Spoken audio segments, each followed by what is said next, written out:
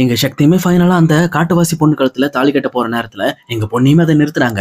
நிறுத்துன அடுத்த செகண்ட் இங்க பாருங்க, அவர் இந்த தாலியெல்லாம் கட்டக்கூடாது. உண்மைய சொல்லப்போனா அவர் என்னோட கணவர் அப்படின்னு சொல்றாங்க. ஆனா இத கேட்டு அங்க இருக்கிற வனராஜாவும், அங்க இருக்கிற மத்தவங்களும் நம்ப மறுக்கிறாங்க.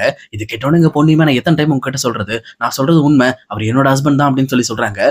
இத நம்ப வைக்கிறதுக்கு வேற ஏதாவது வழி இருக்கா அப்படின்னு யோசிக்கிறாங்க. அப்ப கரெக்ட்டா வனராசாவும், ஆல்ரெடி நீ இவனோட ஒய்ஃப் தானே. அப்ப ஒண்ணும் பிரச்சனை இல்ல. அப்போ உங்க 2 பேருக்கும் நாங்க கல்யாணத்த பண்ணி பார்க்க போறோம் அப்படின்னு இங்க மறுபடியும் அவங்க 2 பேரும் கல்யாணம் பண்ண ட்ரை பண்ணிட்டு இருக்காங்க. இத கேட்ட பொண்ணுமே எதுக்காக மறுபடியும் நான் கல்யாணம் பண்ணணும் அப்படின்னு அவங்களுமே கோச்சுக்கிட்டு அங்க இருந்து கிளம்புறாங்க. ஆனா சக்தியுமே அங்க போயிட்டு இங்க பாரு பொண்ணி, சம்பந்தம் எல்லாம் பிரச்சனை பண்ணிட்டு இருக்காத. நம்ம இந்த பிரச்சனைல இருந்து தப்பிக்கணும் அப்படின்னா கண்டிப்பா நம்ம 2 பேரும் கல்யாணம் பண்ணாதான் நடக்கும் அப்படின்னு அவருமே எங்க பொண்ணு கிட்ட கன்வின்ஸ் பண்ணி பொண்ணிய கூட்டிட்டு வராரு. பொண்ணுமே இங்க வந்ததுக்கு அப்புறம் அந்த காட்டுவாசி பொண்ணு கிட்ட போயிட்டு என்ன மன்னிச்சிருமா, நான் என் மனசுல இருக்கிற விஷயங்களை இப்படி வெளியே சொல்லாம வச்சதுனால தான் உனக்கு எவ்வளவு பெரிய பிரச்சனை. இதை நான் நேத்து நைட்டே எல்லாத்தையும் முடிச்சு வச்சிருப்பேன். நான் கொஞ்சம் அஜாக்கிரதையா விட்டுட்டேன், என்ன மன்னிச்சிரு அப்படின்னு அந்த பொண்ணுகிட்டயும் மன்னிப்பு கேட்கிறாங்க. அதே நேரத்துல எங்க சக்திக்கும் பொண்ணுக்கும் இன்னொரு பக்கம் கல்யாணம் பண்றதுக்கு பக்காவா ரெடி பண்ணிக்கிட்டு இருக்காங்க. ஆனா இன்னொரு சைடு எங்க சக்தியோட ஃப்ரெண்ட்ஸ் எல்லாருமே இன்னுமே சக்தியோட வண்டி இங்கதான் இருக்கு, அப்ப உள்ளதான் இருப்பாங்க அப்படின்னு அவங்களுமே அந்த பச்சை மலை காட்டுக்குள்ள எங்க சக்தி பொண்ணியை தேடி தெரிஞ்சுக்கிட்டு இருக்காங்க. இன்னொரு பக்கம் எங்க சக்தி பொண்ணுக்கு அலங்காரம் எல்லாம் பண்ணி வச்சு இவங்க 2 பேருக்கு கல்யாணம் பண்றாங்க. ஆனா இந்த கல்யாணத்துல எங்க பொண்ணுக்கு தான் விருப்பமே இல்ல. ஏன்னா அவங்க இன்னுமே சக்தியை வெறுத்துட்டு தான் இருக்காங்க. பட் இப்ப வேற வழி இல்லாத காரணத்தினால வேற வழி இல்லாம அவங்க 2 பேருக்குமே கல்யாணம் நடக்குது. இதை பார்த்தோன்னா அந்த காட்டுவாசி மக்களும் ரொம்பவே சந்தோஷப்பட்டு, பரவாயில்லப்பா, எங்க ஊர்ல அதாவது எங்க சாமி முன்னாடி ஒரு கல்யாணம் நடந்தாலே அது எங்க ஊருக்கே ஒரு ஆசீர்வாதம் மாதிரி. அதனால ஒண்ணும் பிரச்சனை இல்ல. என் பொண்ணுக்கு ஒரு நல்ல மாப்பிள்ளை கிடைப்பான் அப்படின்னு இந்த பக்கம் சக்தி பொண்ணிய வாழ்த்திட்டு, இதுக்கப்புறம் இந்த மாதிரி நீங்க சண்டை போடக்கூடாது, ஒன்னாதான் இருக்கணும் அப்படிங்கிறதெல்லாம் இந்த வனராசாவுமே பேசுறாரு. அப்ப அதே நேரம் எங்க பொண்ணிய பார்த்து அங்க வனராசாவோட மனைவியும், இங்க பாருமா, நம்மளோட கணவர்கள் என்னதான் தப்பு பண்ணாலும் அதை மன்னிக்க வேண்டியது உன்னோட கடமைமா. அதனால எல்லா இடத்துலயும் நீ கோபப்படணும், அவங்கள தண்டிக்கணும் அப்படின்றத பத்தி யோசிக்காத. அவங்கள மாத்துறதுக்கு உண்டான வழி என்னவோ அதை பத்தி யோசி அப்படின்னு இந்த பக்கம் பொண்ணுக்கு பயங்கரமா அறிவுரைலாம் சொல்லிட்டு இருக்காங்க. அதே நேரத்துல இந்த கல்யாணம் நடந்து முடியும் கரெக்டா அங்க அந்த மருத்துவச்சி அம்மாவும் வராங்க. இது பார்த்தோன்னே அந்த வனராசாவும், வாங்கம்மா வாங்க, உங்களை தான் எதிர்பார்த்துட்டு இருந்தோம், நீங்க காலையிலே வருவீங்கன்னு நினைச்சோம், என்னாச்சு நம்ம கோயிலுக்கு நீங்க வராமே போயிட்டீங்களே அப்படின்னு கேக்குறாங்க. அப்ப அந்த மருத்துவச்சி அம்மாவும், இல்லப்பா நேத்து நைட்டு இப்படி எல்லாம் ஒரு விஷயம் நடந்துச்சு அப்படின்னு நேத்து இங்க சிவானி பாப்பாக்கு நடந்த விஷயம், அதே நேரம் இந்த பொண்ணு சக்திக்கு நடந்த விஷயம் எல்லாத்தையுமே சொல்லி பேசிட்டு இருக்காங்க. குறிப்பிட்டு இங்க பொண்ணு சக்தியை பத்தி ஒரு பொண்ணும் ஒரு பையனும் ரொம்பவே கஷ்டப்பட்டாங்க. சொல்ல போனா எப்படியாவது அந்த குழந்தையை காப்பாத்தணுங்கிறதுக்காக தான் உயிரை பணைய வச்சு போராடினாங்க, அதை நான் கவனிச்சேன் அப்படின்னு சொல்றாங்க. உடனே வனராஜாவும் சிரிச்சுக்கிட்டு இந்த பக்கம் அந்த மருத்துவச்சி அம்மாவை கூப்பிட்டு, நீங்க சொல்ற அந்த பையன் பொண்ணு இவங்க தானே அப்படின்னு இந்த பக்கம் பொண்ணு சக்தியை காட்டுறாங்க. அப்பதான் இந்த மருத்துவச்சி அம்மாவுக்கு தெரிய வருது, ஓ இவங்க தான் அப்படிங்கிறது. என்னப்பா இங்கேயே தங்கிட்டீங்களா, நீங்களும் இங்க எங்க மக்களோட மக்களா சேர்ந்துட்டீங்களா அப்படின்னு சக்தியை பார்த்து கேட்கறாங்க. அப்ப சக்தியுமே அந்த மருத்துவச்சி அம்மாட்ட, இல்லம்மா நாங்க இங்க இருந்து போலான்னு தான் ட்ரை பண்ணோம், ஆனா இவங்க தான் எங்களை தப்பா புரிஞ்சுக்கிட்டு எங்களை பிடிச்சிட்டு வந்துட்டாங்க, இப்ப மறுபடியும் எங்களுக்கு கல்யாணம் பண்ணி வச்சிருக்காங்க அப்படிங்கிற விஷயத்தையுமே சொல்றாங்க. இதை கேட்டோன்னா மருத்துவச்சி அம்மாவும், கண்டிப்பாப்பா, இந்த வனராஜா முன்னாடியும் அதே நேரத்துல இந்த காட்டுக்கே ராஜாவான அந்த சிவன் முன்னாடியும் நீங்க கல்யாணம் பண்ணா கண்டிப்பா எந்த காரணத்தை கொண்டும் எந்த ஒரு நிலைமையிலையும் உங்களோட திருமணம் தடப்படாது. அதே நேரம் உங்களை யாராலையும் பிரிக்கவும் முடியாது. அதுக்காக தான் எப்படியோ ஒரு விஷயத்துல இங்க நீங்க கல்யாணம் பண்ணிருக்கீங்க, இது உங்க அதிர்ஷ்டம் நினைச்சுக்கோங்க அப்படின்னு அவங்களும் எங்க சக்தி கிட்டையும் பொண்ணு கிட்டையும் சொல்லிட்டு இருக்காங்க. ஆனா இப்பவுமே பொண்ணு எப்பவும் போல விருப்பம் இல்லாம முகத்தை ஒரு மாதிரி உருன்னு வச்சுட்டு தான் அதை கேட்டுக்கிட்டே இருக்காங்க. ஆனா சக்திக்குமே ரொம்ப சந்தோஷம். சொல்லப்போனா பொண்ணு தான் வாழ்க்கையை விட்டு பிரியாம இருக்கிறது அவர் ரொம்பவே முக்கியம் அப்படின்னு நினைச்சுக்கிட்டு இருக்காரு. இன்னொரு பக்கம் அந்த மருத்துவச்சி அம்மாவும், உங்ககிட்ட ஒரு விஷயத்தை பத்தி நான் பேசணும்ப்பா, இந்த மாதிரி உங்ககிட்ட குழந்தை எப்படிங்க வந்தாங்க தெரியுமா, அந்த 2 பசங்க, அந்த 2 பசங்கள்ல ஒரு பையன் இப்ப என் வீட்டுல தான் இருக்கான் அப்படின்னு சொல்றாங்க. இது கேட்டோன்னே இந்த பக்கம் சக்தியுமே கொதிச்சு போயிட்டு, என்ன சொல்றீங்க, உங்க வீட்டுல என்ன பண்றாரு அப்படின்னு கேட்கிறப்போ, அது ஒண்ணும் இல்லப்பா, நேத்து எங்கேயோ போயிருக்காங்க போல இருக்கு, இந்த மாதிரி காலில் அடிபட்டு அந்த பையனோட இடது காலில் அடிபட்டு இருக்கு, அதுக்கப்புறம் என் வீட்டுல அவங்களுக்கு மருத்துவம் பார்த்து இப்ப அந்த பையன் அங்கதான் இருக்கான், சொல்லப்போனா அவன் சுயநனவு இல்லாம இருக்கான், நீங்க வேணும் அப்படின்னா அவனை போய் விசாரிச்சுக்கங்க, அது மட்டும் இல்லாம நீங்க சிட்டிக்குள்ள போகிறப்போ அந்த பையனை சேர்த்து கூட்டிட்டு போயிருங்க அப்படிங்கிற விஷயத்த அந்த மருத்துவச்சி அம்மாவும் சொல்றாங்க. இது கேட்டோன்னு சக்தியும் பண்ணியும் வேற எதை பத்தியுமே யோசிக்காம, சரி நாங்க போறோம் அப்படின்னு அவங்களோட வீடு அட்ரஸ் எல்லாம் கேட்கறாங்க. அப்ப கரெக்டா அந்த வனராஜாவுமே, எங்களோட மருத்துவச்சி அம்மா வீட்டுக்கு எங்காலே உங்களை கூட்டிட்டு போவாங்க, நீங்க போங்க, அது மட்டும் இல்லாம நீங்க அந்த பையனை கூட்டிட்டு இந்த காட்டை விட்டு வெளியில போறதுக்கும் எங்க ஆட்களே உங்களுக்கு உதவி செய்வாங்க அப்படின்னு அவங்களுமே ஒரு 2 பேரும் அனுப்பி வைக்கிறாங்க.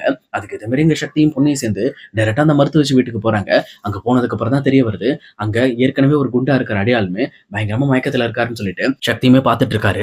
அதே நேரத்துல அங்க பொன்னியோட மனசுல யார் இதை பண்ண சொன்னது அப்படிங்கிற விஷயத்த நம்ம கண்டுபிடிக்கணும், கண்டிப்பா அதுக்கு இவர் தான் உதவி பண்ணுவார் அப்படின்னு அவங்களுமே மனசுல யோசிச்சுட்டு இருக்காங்க. அதுக்கப்புறம் அந்த காட்டுவாசிக்காரங்க உதவியோட அந்த குண்டா இருக்கிற அடியாலையுமே தூக்கிட்டு டைரக்டா இவங்களுமே வெளியில வராங்க. அதே நேரத்துல எங்க சக்தியோட ஃப்ரெண்ட்ஸுமே, எங்க சக்தி போனீங்க, உங்களை தேடி நான் எங்கெல்லாம் அலையுது அப்படின்னு கரெக்டா அவங்களையுமே பிடிக்கிறாங்க. அப்ப சக்தியுமே, இங்க பாரு, இவன் தான் நம்ம குழந்தையை கடத்தினது, ஒரு வேளையை இவங்க நாங்க கண்டுபிடிச்சிட்டோம், முதல்ல இவனை கார்ல ஏத்துங்க, ஹாஸ்பிட்டல் கூட்டு போயிட்டு இவங்கிட்ட விசாரிக்கிற விசாரணையில எல்லாமே வெளியில தெரிய வரும் அப்படின்னு சொல்லிட்டு இங்க டைரக்டா அந்த அடியாலையுமே இங்க ஹாஸ்பிட்டல் கூட்டிட்டு போயிட்டு இருக்காங்க. இன்னொரு பக்கம் பொன்னி சக்தி 2 பேருமே மறுபடியுமே சிவானி பாப்பாவை பாக்குறதுக்காக வீட்டுக்கு போறாங்க. அப்ப 2 பேருமே இந்த பக்கம் போகும்போது பொண்ணுமே வீட்டுக்குள்ள கால் எடுத்து வைக்கிறாங்க.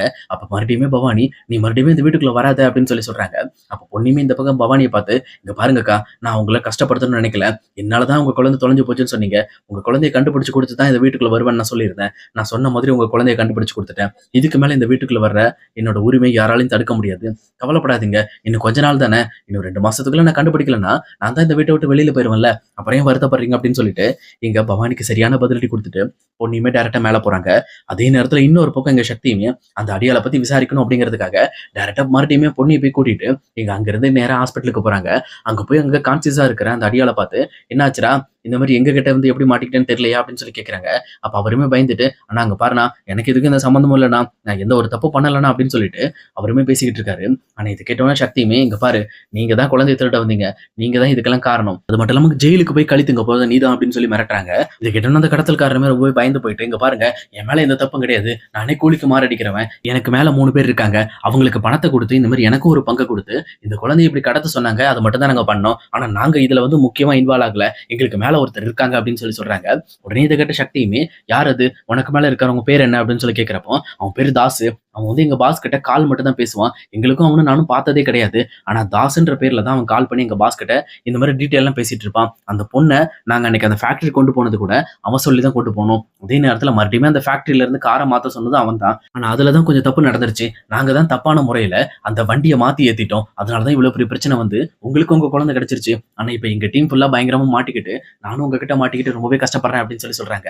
ஆனா இதை கேட்ட சக்தியுமே ஒரு பயங்கரமான திட்டத்தை மனசுக்குள்ள போட்டுட்டு இந்த பக்கம் அந்த அடியாள் கிட்டயுமே, இங்க பாரு, நீ பண்ணதெல்லாம் நான் மன்னிச்சிடுறேன், உண்மை சொல்ல போனா நீ கூலிக்கு மாரடிக்கிறவன், உன்னை வச்சு நான் என்ன பண்ண முடியும், எந்த யூஸும் கிடையாது, எங்க குழந்தை எனக்கு கிடைச்சிருச்சு, இதுக்கு மேல என் குழந்தை மேல கை வைக்க கூடாதுன்றது மட்டும் நீ தெளிவா புரிஞ்சுக்கணும், நான் உன்னை இப்படியே விட்டுட்டு போயிடுறேன், நீ எப்படியோ போய் தொலை அப்படின்னு சொல்லிட்டு சக்தியும் பொண்ணி அங்கிருந்து அந்த அடியால அங்கேயே அனாதையை விட்டுட்டு போற மாதிரி எப்பவும் போல கேஷுவல் அங்கிருந்து கிளம்பிடுறாங்க. அவங்க கிளம்பி இந்த பக்கம் அந்த அடியால நோட் பண்றதுக்காக தான் வெயிட் பண்ணிட்டு இருப்பாங்க. அவருமே டக்குன்னு பக்கத்து பெட்ல இருக்கிற இன்னொருத்தட்ட மொபைலை வாங்கி தன்னோட அடியாட்கள் அந்த 3 பேரையுமே இந்த ஹாஸ்பிட்டலுக்கு வாங்க, நான் இங்கதான் இருக்கேன் அப்படின்ற விஷயத்தை சொல்லி வர வைக்கிறாங்க. சொல்லப்போனா சக்தியோட பிளானுமே இதுதான், இவங்களை கூண்டோட பிடிக்கிறதா நம்ம பிளான் அப்படிங்கிறதுனால அவங்க எல்லாரும் வரட்டு, அதுக்கப்புறம் பிடிச்சிக்கலாம்னு சொல்லிட்டு இவருமே இங்க போலீஸ்க்கு இன்ஃபார்ம் பண்ணி வைக்கிறாரு. ஆனா இன்னொரு பக்கம் இங்க தாசும் ஸ்வேதாவும் பயங்கரமா சண்டை போட்டுட்டு இருக்காங்க. ஸ்வேதாவுமே தாசை பார்த்து, ஒரு வேலை கூட நீ உருப்படியா செய்ய மாட்டியா, இவ்வளவு பெரிய விஷயத்த பண்ணிட்டு இப்ப கடைசி நிமிஷத்துல அந்த குழந்தையை காணும், அந்த குழந்தை இப்ப மறுபடியும் சுந்தர் வீட்டுல இருக்கு, என்னதான் நடக்குது, எப்படிதான் அந்த குழந்தை அங்க சுந்தர் வீட்டுக்கு போச்சு, இந்த மாதிரி முட்டாள்தனமான ஆளுங்களை வச்சு நீ முட்டாள்தனமா வேலை பண்ணிதான் இன்னைக்கு பாரு நம்ம எல்லாமே வேஸ்டா போகுது, நம்ம மாட்ட போறோம், எனக்கு என்னமோ அந்த அடியாட்கள்ல ஒருத்த மாட்டினா கூட நம்ம கூண்டோடு உள்ள போக வேண்டியது அப்படின்னு சொல்லி ஸ்வேதாவுமே தாசை பிடிச்சு திட்டிட்டு இருக்காங்க. அப்ப தாசுமே, இங்க பாரு ஸ்வேதா, இந்த பிளான் மொத்தமும் என்னது புரியுதா, இந்த பிளான்ல எந்த ஒரு சேஞ்ச் வந்தாலும் எந்த ஒரு கஷ்டம் வந்தாலும் அதை நான் பாத்துக்கிறேன், சம்பந்தம் இல்லாம என்ன சத்தம் போற வேலை வச்சுக்காத, நான் எதுக்காக இது பண்ணேன், நம்ம நல்லதுக்காக தானே பண்ணேன், இந்த மாதிரி 1 லட்சம் 2 லட்சத்துக்கு நம்ம சிங்கி அடிச்சுட்டு இருந்தோம்னா நம்ம எப்போ வாழ்க்கையில செட்டில் ஆகுறது, நம்ம செட்டில் ஆகிறதுக்கு தானே ஒரு பெரிய பேமெண்ட்டை மேட்ச் பண்ணலாங்கிறதுக்காக தான் இதை பண்ணேன், ஆனா இந்த மாதிரி முட்டா பசங்களை வச்சு கடத்துறது என்னோட தப்பு தான், அதுல தான் நான் தப்பு பண்ணிட்டேன் அப்படின்னு சொல்லிட்டு இங்க தாசுமே தன்னையே திட்டிக்கிட்டு இருக்காரு. அதே நேரம் இந்த அடியாளுமே தன்னோட அடியாட்கள் எல்லாத்தையுமே இங்க கால் பண்ணி டைரக்டா அங்க ஹாஸ்பிட்டலுக்கு வர வச்சிடறாரு. அவங்க அங்க வந்ததுக்கு அப்புறம், என்னப்பா பயங்கர அடி போல இருக்கு, எப்படியோ காட்டுவாசிக்காரங்க கிட்ட தப்பிச்சுட்டு போல இருக்கு அப்படின்னு சொல்லிட்டு அவர் கூட ஓடி வந்தவரும் சொல்றாரு. உடனே பக்கத்துல இருக்க அடியாலும், ஏன்டா எருமை, எனக்கு அடிபட்டுச்சுன்னா என்ன தூக்கிட்டு போக வேண்டியதானடா, ஏன்டா என்ன அங்கேயே விட்டுட்டு போயிருவேடா அப்படின்னு சொல்லிட்டு ரொம்பவே கோவப்படுறாங்க.